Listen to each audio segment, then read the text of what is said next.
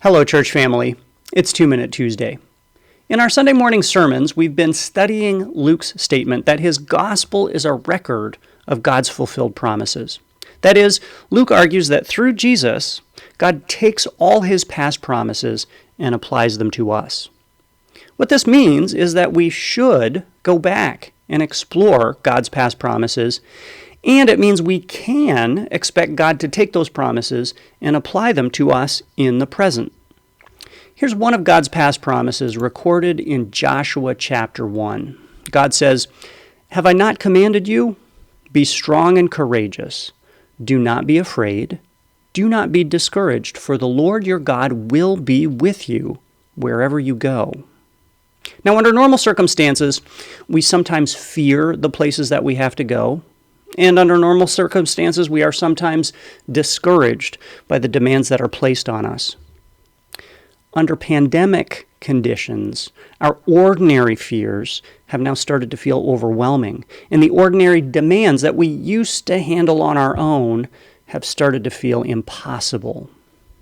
The downside to being able to handle everything on your own is that you start to believe you have to handle everything on your own.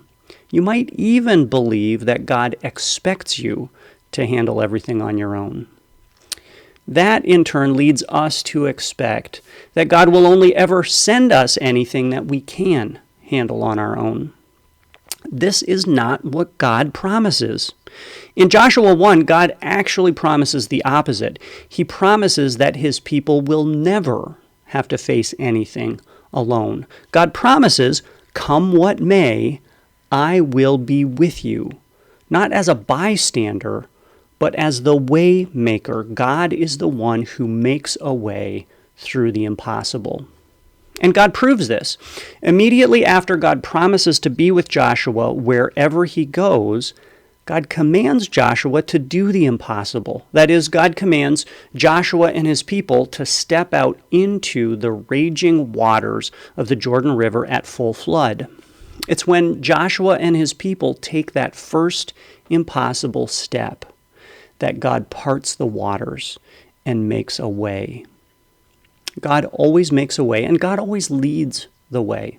Now, Jesus is the guarantee of God's promise to be with us. Jesus joined us in our humanity.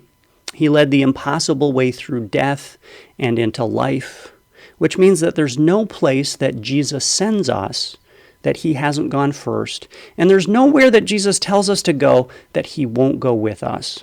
So, if it feels like you have to step out into a raging river, you can trust that God is leading you. This is where God is leading you to go.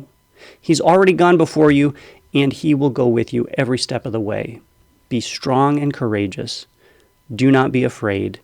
Do not be discouraged, for the Lord your God is with you wherever you go.